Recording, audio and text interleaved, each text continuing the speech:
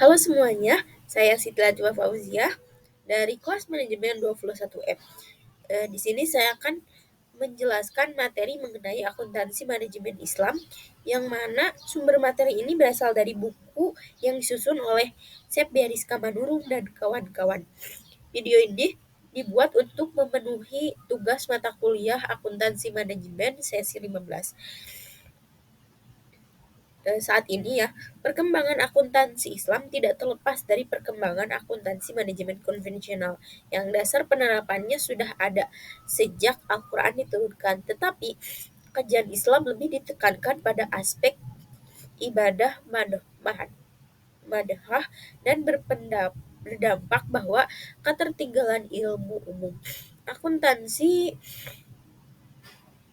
Manajemen mempunyai banyak variabel yang berhubungan dengan langsung dengan prinsip sosial, sehingga kita dapat mengidentifikasikan asumsi dan perilaku tersebut dengan berpedoman pada syariat Islam, serta pada akhirnya dapat dijadikan sebagai dasar pembangunan akuntansi manajemen Islam. Secara otomatis, mulai dari perencanaan sampai tahap pengembalian keputusan, tentunya menerapkan praktek akuntansi manajemen syariah. Hal ini membutuhkan praktek akuntansi Islam yang tepat, sehingga membutuhkan pula prinsip akuntansi manajemen Islam yang sesuai dengan prinsip Islam yang tepat. Langsung saja pada dasar penerapan akuntansi manajemen Islam. Islam merupakan agama rahmatul lil alamin, yang artinya Islam mampu memberikan manfaat bagi seluruh umat manusia. Seperti yang telah dijelaskan tersebut, maka dasar dari akuntansi manajemen Islam atau akuntansi Islam adalah Al-Quran, hadis, dan ijtihad. Akuntansi manajemen Islam ini tentu tidak dapat dipisahkan dari konsep akuntansi Islam. Dan bila dilihat dari perspektif ilmu akuntansi, dapat dikatakan bahwa ilmu informasi yang mengelola bukti transaksi sebagai input dan data menjadi sebuah informasi atau output dengan cara mengukur dan mengelompokkan transaksi-transaksi berdampak pada sebuah akun perkiraan atau pos keuangan, yang mana perbedaannya akuntansi manajemen tidak terikat pada aturan pihak eksternal. Yang aturan tersebut dibuat oleh Ikatan Akuntansi Indonesia dalam pembuatan pelaporan keuangan, dan yang terpenting dari akuntansi manajemen dapat memberikan manfaat seperti optimalisasi sumber daya dan guna pencapaian tujuan perusahaan. Untuk itu, pelaporan akuntansi manajemen tidak tunduk pada aturan pihak eksternal. Khusus akuntansi manajemen Islam mengharuskan sebuah perusahaan memiliki etika bisnis yang sesuai dengan bisnis Islam dan tanggung jawab sosial, karena segala tindakan kita akan diminta pertanggungjawabannya, yang mana bukan hanya di dunia melainkan kelak di akhirat nanti. Dasar dari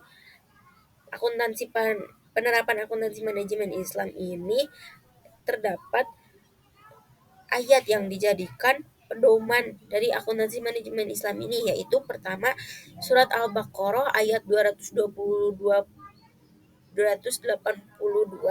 yang mengandung pengertian bahwa di sini Allah telah mengajarkan kepadanya untuk menuliskan, dan hendaknya orang-orang yang berhutang itu mendiktekan, dan hendaknya dia bertakwa kepada Allah, serta janganlah mengurangi sedikit pun daripadanya. Dan jika berhutang orang itu memiliki akal yang kurang atau lemah dan tidak mampu mendiktekan sendiri, maka hendaklah ada seorang wali yang mendiktekannya dengan benar. Dan yang kedua yaitu surat Asy-Syu'ara ayat 182 sampai ayat 183, yang artinya janganlah kamu merugikan manusia dengan mengurangi hak-haknya, dan janganlah membuat kerusakan di bumi. Gitu. Jadi di sini mengartikan di sini dijadikan sebagai dasar yang memiliki makna yaitu kegiatan segala timbangan atau pengukuran pertanggungjawaban dalam menjaga sumber daya perusahaan itu tidak boleh ada pihak yang dirugikan gitu, termasuk para stakeholdernya atau penanggung jawabnya, yaitu baik konsumen, masyarakat, mau supplier, karyawan maupun pemerintah serta pemilik perusahaan gitu. Yang selanjutnya yaitu konsep biaya dalam Islam. Salah satu prinsip dalam ajaran Islam adalah melakukan pemanfaatan sumber daya yang ada dengan menjalankan prinsip keadilan dan menghindari eksploitasi sumber daya yang ada. Seorang pengusaha dalam melakukan kegiatan produksi akan berusaha memperoleh keuntungan dengan mencoba meminimalisasi biaya yang dikeluarkannya. Biaya dalam Islam harus memperhatikan konsep-konsep halal dan haram. Pada akuntansi manajemen Islam ini menitik beratkan tentang sumber pembiayaan, khususnya dalam memproduksi barang dan jasa. Dalam Islam itu harus ada qot'i atau jelas, yang artian harus jelas dalam memproduksi barang, baik halalnya, jelas asal biaya yang digunakan dalam kegiatan produksi tersebut, dan modal menjadi perhatian khusus dalam konsep biaya Islam. Berhubung menjadi perhatian khusus ini, modal yang digunakan dalam proses harus jelas dari mana asalnya dan dapat dijelaskan berasal dari mana gitu. Misalkan dari pinjaman, baik itu pinjaman jangka pendek maupun jangka panjang, harus dijelaskan juga.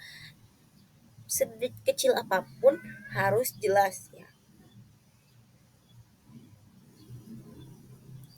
Yang selanjutnya yaitu mengenai biaya yang tidak sesuai dan tidak dapat diakui sesuai syariat Islam, yaitu pembelian barang haram. Pembelian barang haram ini harus dihindari karena semua aktivitas usaha dalam Islam dinilai halal haramnya, bukan hanya karena faktor ekonomi saja yang menjadi dasar keberlangsungan suatu kegiatan usaha. Yang kedua yaitu biaya suap. Biaya suap atau dalam Islam disebut rishwah itu tidak diakui dalam Islam karena jelas haramnya dan diharamkan oleh Rasulullah, dan Allah juga mengharamkannya, dan Rasulullah melaknat orang yang menerima dan memberi uang suap itu. Yang ketiga yaitu infak, sodakoh, dan wakaf. Pengeluaran biaya-biaya ini berkaitan dengan infak, sedekah, dan wakaf bukan diakui sebagai biaya, melainkan diakui sebagai investasi untuk bekal di akhirat. Yang keempat yaitu pembayaran bunga bank. Pengeluaran untuk bunga bank tidak diakui sebagai biaya dalam Islam karena bunga bank haram hukumnya dan berhubungan dan mengenai unsur-unsur riba. Dan yang terakhir yaitu pengeluaran zakat. Pengeluaran zakat itu di dalam Islam diakui sebagai pengeluaran yang harus dilakukan ketika sebuah usaha mendapatkan keuntungan di atas nisab dan masuk haul. Jadi pengeluaran ini mengurangi keuntungan usaha. Pada saat ini pemerintah Indonesia mengakui zakat yang dikeluarkan sebagai pengurang penghasilan bruto yang berpengaruh terhadap suatu pengurangan pajak penghasilan kegiatan usaha yang harus dibayarkan. Konsep Islam menyatakan bahwa setiap harta yang dimiliki seorang dan terdapat hak orang lain, sehingga pembayaran zakat merupakan suatu pengembalian harta milik orang lain. Jadi berhubung zakat merupakan instrumen pemerataan pendapatan dalam Islam. Jadi harta zakat ini tidak termasuk ke dalam biaya. Yang selanjutnya yaitu penerapan akuntansi manajemen Islam. Yang pertama yaitu biaya produksi. Biaya produksi ini terdiri dari biaya tetap dan variabel. Contohnya ketika suatu usaha dalam bidang makanan gitu ya, biaya tetap ini terdiri dari biaya-biaya seperti pembayaran toko atau untuk pembayaran listrik, alat masak, dan alat-alat untuk memproduksi suatu barang gitu, dalam kegiatan usaha. Dan biaya variabel adalah biaya yang dibutuhkan untuk pembuatan produk dari kegiatan usaha tersebut. Yaitu contohnya bahan-bahan untuk membuat produk tersebut. Yang kedua yaitu activity based costing atau ABC, merupakan penghitungan dengan menggunakan metode konvensional. Ketika perhitungan biaya HPP perusahaan dibandingkan dengan ABC, maka hasil dari metode ABC ini lebih akurat gitu dan memiliki penghitungan yang seluruh hal-hal yang berhubungan dengan produksi dengan terperinci. Jadi ketika penghitungan dibandingkan antara ABC dan HPP, maka metode ABC ini lebih akurat daripada HPP. Yang selanjutnya itu activity based management. Di sini perhitungan mengenai pembiayaan ini dihitung berdasarkan aktivitas, yaitu contohnya kegiatan memproduksi barang tersebut, seperti dalam memproduksi bakso bakso daging, maka aktivitas yang dimasukkan ke dalam proses pelaporan biaya yaitu aktivitas menggiling, pembentukan bakso tersebut gitu, dan kegiatan pengemasan. Yang selanjutnya itu penganggaran untuk perencanaan dan pengendalian. Bentuk dari pembiayaan penganggaran dapat terbagi menjadi beberapa bagian, yaitu anggaran penjualan, anggaran produksi, anggaran pembelian bahan baku, anggaran tenaga kerja langsung, dan anggaran overhead UMKM. Dan ada juga terakhir itu anggaran beban penjualan administrasi dan anggaran persediaan akhir barang jadi. Dan juga tidak lupa mengenai anggaran harga pokok penjualan. Yang terakhir yaitu dalam penerapan akuntansi manajemen Islam yaitu analisis CVP atau cost volume profit, yaitu penghitungan atau pembiayaan yang terdiri dari penjualan dikurangi biaya variabel ditambah margin dikurangi biaya tetap dan hasilnya menjadi laba operasional. Kemudian dapat menghitung unit cost dari biaya variabel dan menghasilkan harga jual dan menghasilkan jumlah laba operasional gitu. Dan dapat menghasilkan jumlah atau penghitungan dari laba setelah pajak dan zakat. Kesimpulan dari materi ini yaitu perkembangan dari akuntansi manajemen Islam tidak terlepas dari perkembangan akuntansi manajemen konvensional.